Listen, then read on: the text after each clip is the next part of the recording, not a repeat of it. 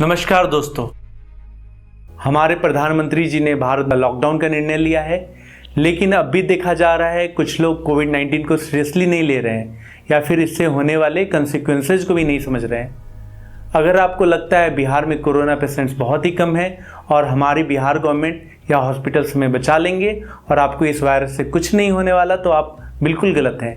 आइए देखते हैं बिहार का हेल्थ केयर सिस्टम कोविड-19 से लड़ने में कितनी कैपेबल है। इटली में क्या हुआ ये आप सभी ने देखा। वर्ल्ड में second best health care system Italy की है और इंडिया 102 पोजीशन पर है।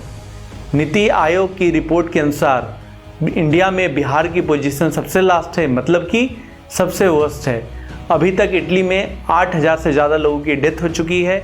शायद यह आंकड़ा लाखों में हो सकता था अगर उनकी हेल्थ केयर सिस्टम इतनी अच्छी नहीं होती तो। According to the national health profile 2018, Bihar के सिर्फ एक डॉक्टर पर 28,391 पॉपुलेशन है, जबकि WHO के अकॉर्डिंग 1:1000 डॉक्टर का रेशियो होना चाहिए। डॉक्टर्स, नर्सेज, पैरामेडिकल स्टाफ की सीट खाली पड़ी है। गवर्नमेंट हेल्थ सेंटर्स में 57% doctors, 71% nurses, 72% lab technicians and 50% auxiliary nurse midwives की भारी कमी है। फिलहाल बिहार में सिर्फ 2 टेस्टिंग सेंटर्स है, RMRI और IJMS। 24 मार्च को गुजरात से पटना लौटा एक युवक कोरोना पॉजिटिव मिला था।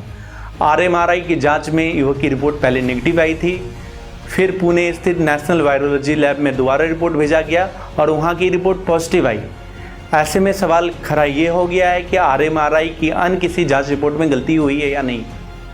बिहार सरकार ने अब तक उन्हीं लोगों के टेस्ट कराए हैं जो विदेश से लौटे हैं या फिर जो ऐसे किसी व्यक्ति के संपर्क में आए हों। सरकार ने यही पैमाना तय किया है। ऐसे में अगर कोई सामान्य दिखने वाला व्यक्ति साधारण जुकाम या वायरल बुखार में हो और टेस्ट के लिए कहे तो उसका टेस्ट किया जाएगा या नहीं। ऐसे में समस्या यह है कि आप तय नहीं कर पाएंगे कम्युनिटी में यह वायरस फैल रहा है या नहीं। एक्सपर्ट्स एज्यूम कर रहे हैं यह नंबर ग्राउंड लेवल पर बहुत ही ज़्यादा है और इंडिया स्टेज 3 में पहुंच चुका है। WHO की गाइडलाइंस के अकॉर्डिंग सभी हेल्थ केयर वर्कर्स और डॉक्टर्स के लिए प्रॉपर पर्सनल प्रोटेक्टिव इक्विपमेंट होने ही चाहिए, लेकिन बिहार गवर्नमेंट ने अभी तक कोई स्टेप्स नहीं लिए हैं। तो DMCH के डॉक्टर्स ने भी हाथ खड़े कर दिए हैं और PMCH का भी यही हाल है। NMCH में भी मास्क और सैनिटाइजर तक की व्यवस्था नहीं है और डॉक्टर्स नर्सेज ने स्ट्राइक तक कर दिया है। वहीं जवाहरलाल चिकित्सा महाविद्यालय भागलपुर को ऑफिशियल लेटर तक इशू कर दिया गया है कि N95 मास्क एवं PPE पहनने की कोई आवश्यकता नहीं है। बिहार में जान बचाने वाले डॉक्टर्स की जान अभी खतरे में है। सोशल मीडिया पर कितने ही डॉक्टर्स ने पोस्ट शेयर किया है, फिर भी किसी प्रेशर में उनका पोस्ट डिलीट करा दिया गया है। हालांकि गवर्नमेंट अब कुछ स्टेप्स ले रही है जो पर्याप्त नहीं है, मगर सवाल यह है सरकार मुसीबत आने पर ही क्यों जागती है, तब ही क्यों आँख खुलता है। जिस तरह से एक डॉक्टर 28,391 लोगों को सर्व कर रहे हैं, उसी तरह एक हॉस्पिटल बेड 8,645 लोगों के लिए है और बिहार गवर्नमेंट का पर कैपिटा एक्सपेंडिचर सिर्फ 495 रुपये है। इंसेफ्लाइटिस की आउटब्रेक के बाद और इतने बच्चों की मौत के बाद भी बिहार गवर्नमेंट हेल्थ सेक्टर में कुछ खास करती नज़र नहीं आई। आज तक कंडीशंस में कोई बदलाव नहीं है। नीतीश जी के 15 साल के पॉलिटिकल करियर में हेल्थ सेक्टर में कुछ चेंजेस अभी तक देखने को नहीं मिल रहा है। बिहार में बस 356 आइसोलेशन वार्ड्स हैं और 274 ICUs विद वेंटिलेटर्स हैं।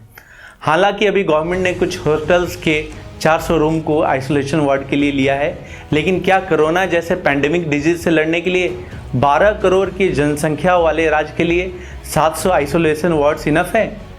क्वारंटाइन एरिया में रह रहे लोगों का भी एक्सपीरियंस बहुत ही खराब है। क्लीनलीनेस में बस बिहार ही नहीं, बिहार के हॉस्पिटल भी पीछे से नंबर 1 पर आते हैं। जिस हॉस्पिटल के बेड गंदे हो सकते हैं, वहाँ आप कैसे इमेजिन कर सकते हैं कि वहाँ के मेडिकल इक्विपमेंट स्टरलाइज्ड होंगे? कैसे हाइजीन सिस्टम के साथ ये हॉस्पिटल कोरोना वायरस से लड़ सकते हैं? आगे आप खुद सोच सकते हैं। 25,000 करोड़, जी हाँ 25,000 करोड़ बिहार के स्वास्थ्य व्यवस्था को सुधारने के लिए गवर्नमेंट ने 2005 से खर्च किया है। आंकड़े तो यही बताते हैं क्या यहाँ के गवर्नमेंट हॉस्पिटल्स को देखकर ये डाटा सही लगता है? आखिर इतने पैसे गए कहाँ? एक एम्स बनाने में 500 करोड़ खर्च आता है। 25,000 करोड़ में बिहार में 50 एम्स जरूर बनाया जा सकता था। यहाँ तक कि सेंट्रल गवर्नमेंट के द्वारा दिया गया 67,000 करोड़ में से 35,000 करोड़ बजट सरेंडर कर दिया गया। मतलब कि हमारी राज्य सरकार 35,000 करोड़ यूटिलाइज भी नहीं कर पाई। बिहार के हेल्थ केयर सिस्टम का जो हाल है उसके जिम्मेवार 15 साल से राज कर रहे हमारे मुख्यमंत्री नीतीश कुमार और उनके हेल्थ मिनिस्टर्स हैं। नीतीश गवर्नमेंट 15 साल से है और हेल्थ केयर सिस्टम का वही हाल है जो पहले था। सत्ता में बने रहने के लिए सब कुछ करने को रेडी रहते हैं हमारे मुख्यमंत्री जी, बस बिहार के हेल्थ केयर सिस्टम को सुधारने को छोड़कर। 15 साल कम नहीं होते बिहार की स्वास्थ्य व्यवस्था सुधारने के लिए। बिहार सरकार अगर टैक्स पेयर्स के पैसे से quality government hospitals, quality government schools नहीं दे सकती तो फिर गवर्नमेंट किस बात की है? बिहार सरकार वर्ल्ड क्लास पटना म्यूजियम बना सकती है तो हमारी world class health care system को भी बना सकती है। ज़रूरत है तो बस एक अच्छे विजन की जो बिहार को आगे लेकर जा सके। लॉकडाउन होने की वजह से कोविड-19 का इम्पैक्ट तो बहुत कम होगा, लेकिन आने वाले दिनों में जैसे ही टेस्टिंग और टेस्ट सेंटर्स बढ़ेंगे, कोरोना वायरस पेशेंट्स का भी नंबर बढ़ने वाला है। सो आप सभी से रिक्वेस्ट है, घर पर रहें और सेफ रहें, क्योंकि बिहार का हेल्थ केयर सिस्टम शायद आपको कोरोना वायरस से नहीं बचा पाए। इस बार आपको खुद ही बचना होगा। Social distancing and self quarantine is the only best solution.